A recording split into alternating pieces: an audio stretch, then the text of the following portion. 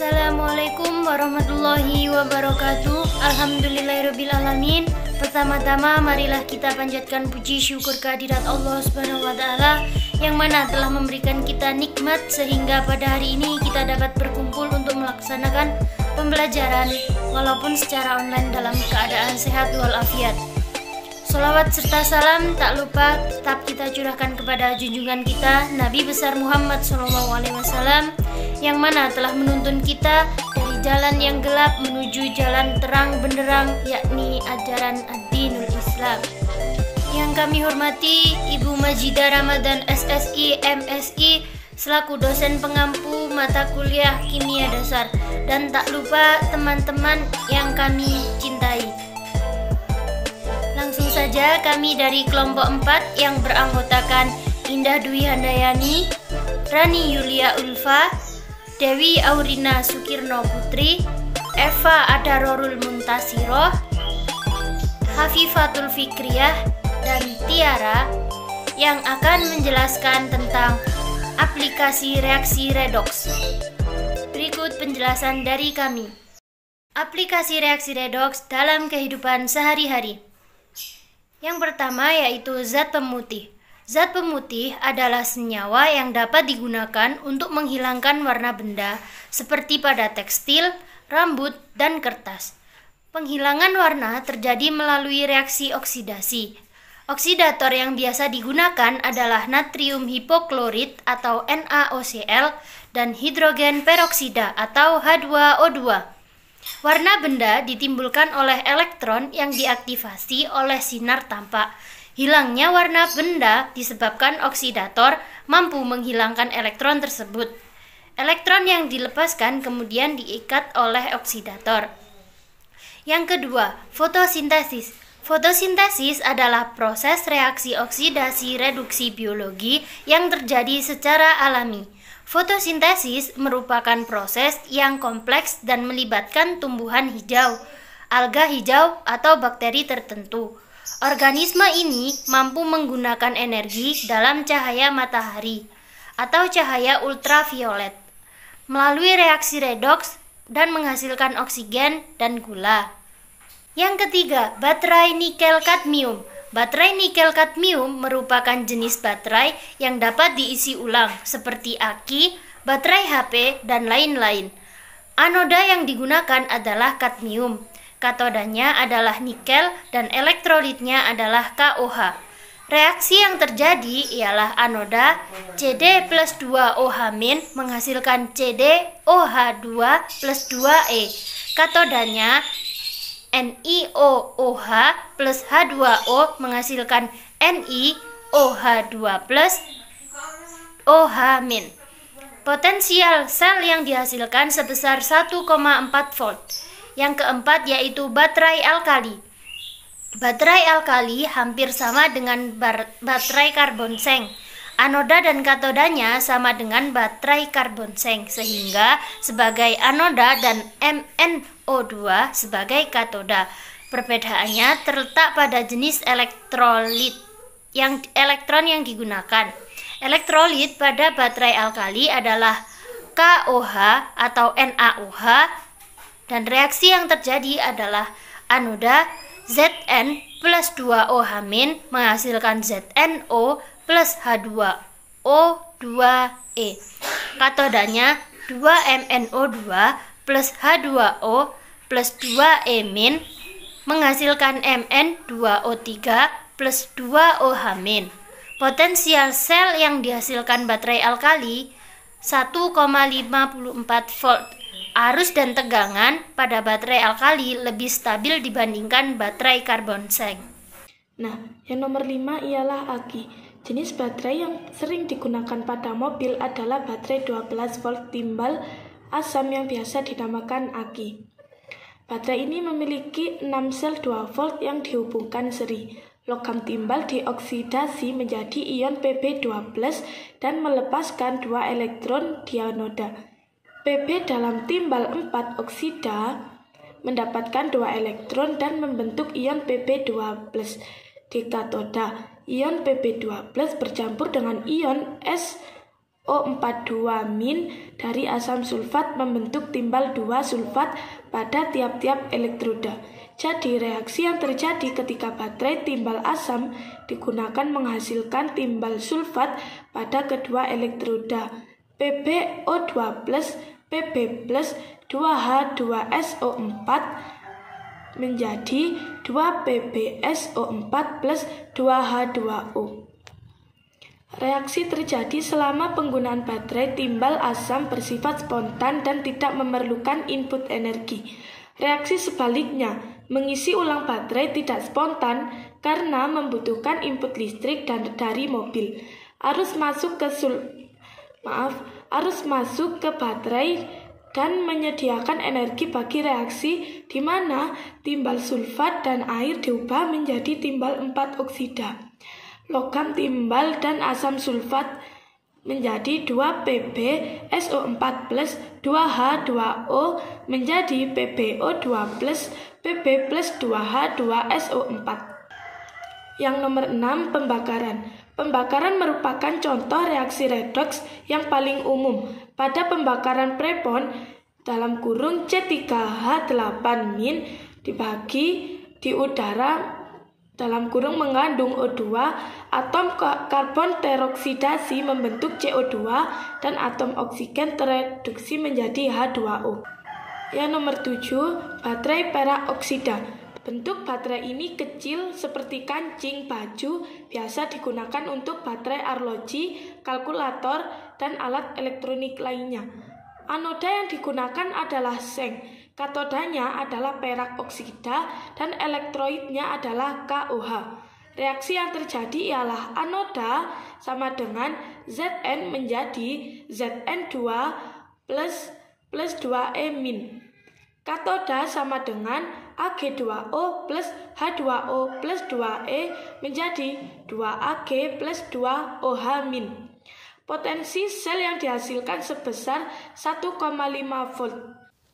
Selanjutnya, baterai karbon seng. Baterai karbon yang relatif murah ini adalah sel karbon seng dan terdapat beberapa jenis termasuk standar dan alkalin. Jenis ini sering juga disebut sel kering karena tidak terdapat larutan elektrolit. Yang menggantikannya adalah pasta semi padat, pasta mangan 4, oksida MnO2 berfungsi sebagai katoda, amonium klorida NH4Cl dan seng klorida ZnCl2 berfungsi sebagai elektrolit. Seng pada lapisan luar berfungsi sebagai anoda reaksi yang terjadi. Anoda Zn menjadi gabungan dari Zn2 plus 2E negatif. Katoda 2M NO2 ditambah H2O ditambah 2 Mn menjadi Mn2O3 plus 2OH-. Dengan menambahkan kedua setengah reaksi akan membentuk reaksi redoks utama yang terjadi dalam sel kering karbon seng. Zn plus 2MnO2 plus H2O menjadi Zn2 plus Mn2O3 plus 2OH-. Baterai ini menghasilkan potensial sel sebesar 1,5 volt. Baterai ini biasa digunakan untuk menyalakan peralatan seperti senter, radio, CD player, mainan, jam, dan sebagainya. Selanjutnya, pernapasan sel. Contohnya adalah oksidasi glukosa C6H12O6 menjadi CO2 dan reduksi oksigen menjadi air. Persamaan ringkas dari pernapasan sel adalah C6H12O6 plus 6O2 menjadi 6CO2 plus 6H2O. Selanjutnya adalah ras karbit. Karbit atau kalsium karbida adalah senyawa kimia dengan rumus kimia CaC2. Karbit digunakan dalam proses las karbit dan juga dapat mempercepat pematangan buah. Persamaan reaksi kalsium karbida dengan air adalah CaC2 plus 2H2O menjadi C2H2 plus CaOH2. Karena itu, 1 gram CaC2 menghasilkan 394 mili asetilen. Pada proses Lasker-Betz, asetilen yang dihasilkan kemudian dibakar untuk menghasilkan panas yang diperlukan dalam pengelasan. 11. Pada perkaratan besi. Pada peristiwa perkaratan atau korosi, logam mengalami oksidasi, sedangkan oksigen atau udara mengalami reduksi. Rumus kimia dari berat besi adalah Fe2O3 dikali X H2O menjadi berwarna coklat atau merah. Korosi merupakan proses elektrokimia. Pada korosi besi, bagian tertentu dari besi itu berlaku sebagai anode, di mana besi mengalami oksidasi. FeS menjadi Fe2 plus Aq plus 2E. E sama dengan plus 0,44 V. O2G plus 2H2O 1 plus 4E menjadi 4OH- E sama dengan plus 0,40 V. Ion besi 2 yang terbentuk pada anode selanjutnya teroksidasi membentuk ion besi 3 yang kemudian membentuk senyawa oksida terhidrasi Fe2O3 dikali XH2O, yaitu karat besi. 12. Penyepuhan emas. Dalam proses penyepuhan dengan emas, reaksi yang terjadi adalah reduksi ion-ion emas menjadi logamnya.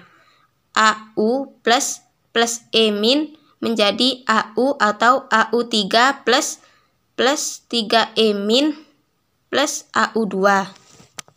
13. Pengolahan aluminium. Zaman dahulu, aluminium merupakan logam yang harganya mahal di pasaran.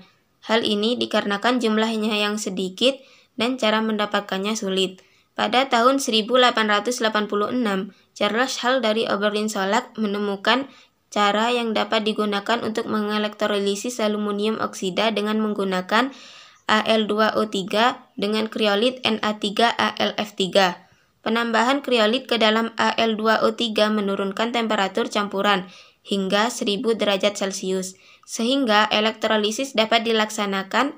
Bejana yang menampung cairan aluminium terbuat dari besi yang dilapisi beton yang bertindak sebagai katoda dan batang karbon yang berfungsi sebagai anoda. 14.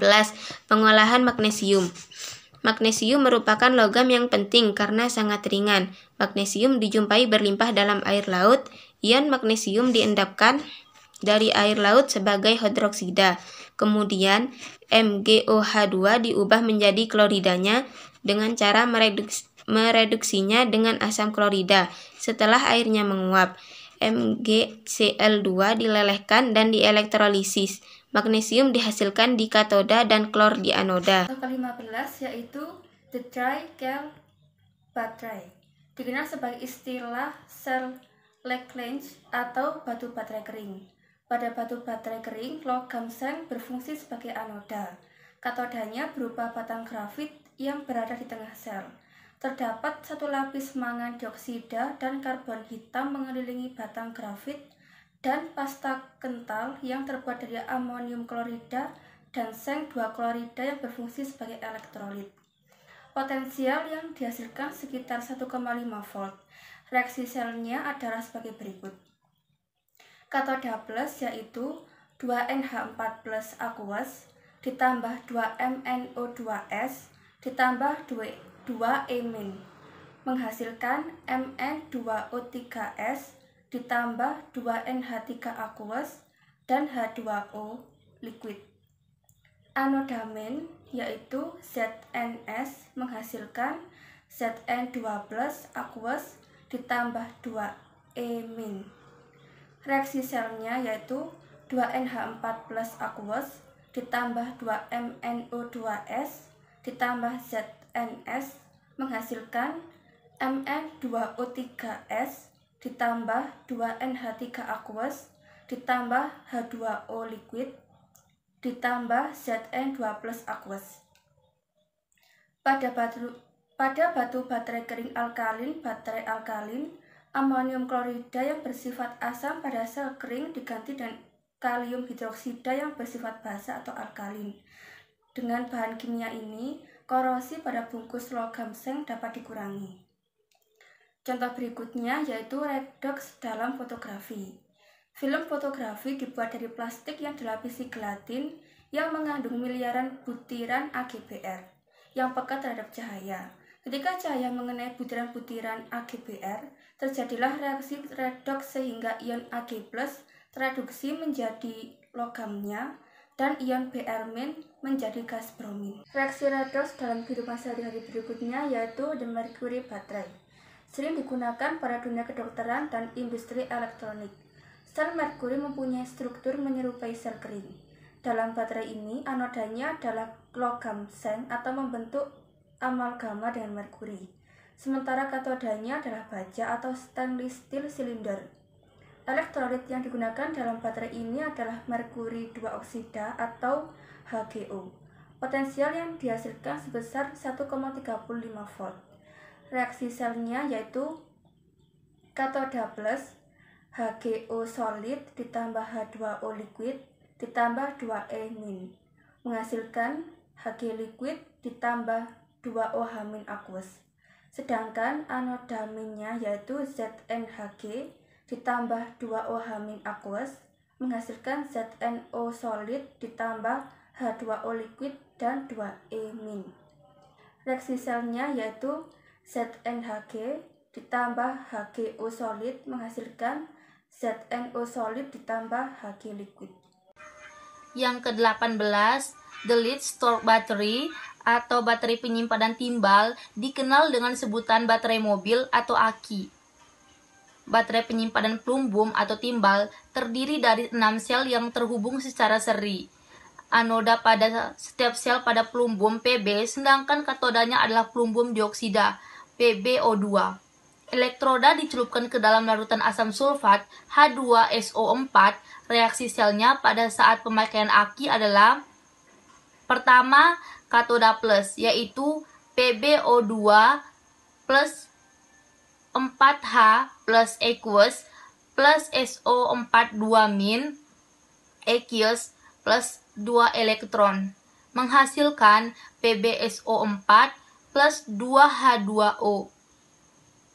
Yang kedua, anoda min, yaitu Pb plus SO4 2- aqueous, menghasilkan PbSO4 plus 2 elektron.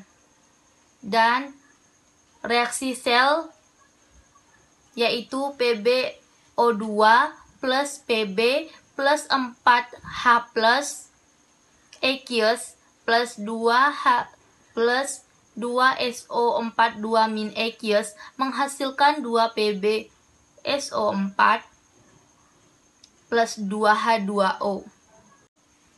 Yang ke-19, the lithium-ion battery digunakan pada peralatan elektronik seperti komputer, kamera digital, dan telepon seluler. Baterai ini memiliki massa yang ringan sehingga bersifat portable. Potensial yang dihasilkan cukup besar, yaitu sekitar 3,4 volt. Anodanya adalah Li dalam grafit, sementara katodanya adalah oksida logam transisi seperti COO2. Elektrolit yang digunakan adalah pelarut organik dan sejumlah garam organik. Reaksi yang terjadi adalah katoda plus, yaitu Li plus aqueous plus COO2 plus elektron menghasilkan LiCOO2. Anoda yaitu Li menghasilkan Li plus aqueous plus elektron. Dan reaksi sel yaitu Li plus COO2 menghasilkan LiCOO2. Dan yang ke-20, fuel cell, dikenal dengan istilah sel bahan bakar, sebuah sel bahan bakar hidrogen-oksigen yang sederhana tersusun atas 2 elektroda inert dan larutan elektrolit, seperti kalium hidroksida, gelembung gas hidrogen, dan oksigen dialirkan pada masing-masing elektroda. Potensial yang dihasilkan adalah sebesar 1,23 volt. Reaksi yang terjadi adalah 1. Katoda plus yaitu O2 plus 2H2O plus 4 elektron. Yang kedua, anodamin, yaitu 2H2 plus 4OH- aqueous menghasilkan 4H2O plus 4 elektron. Dan yang ketiga, reaksi sel, yaitu O2 plus 2H2 menghasilkan 2H2O. Mungkin itu saja yang dapat kami sampaikan. Lebih dan kurangnya mohon dimaafkan. Wassalamualaikum warahmatullahi wabarakatuh.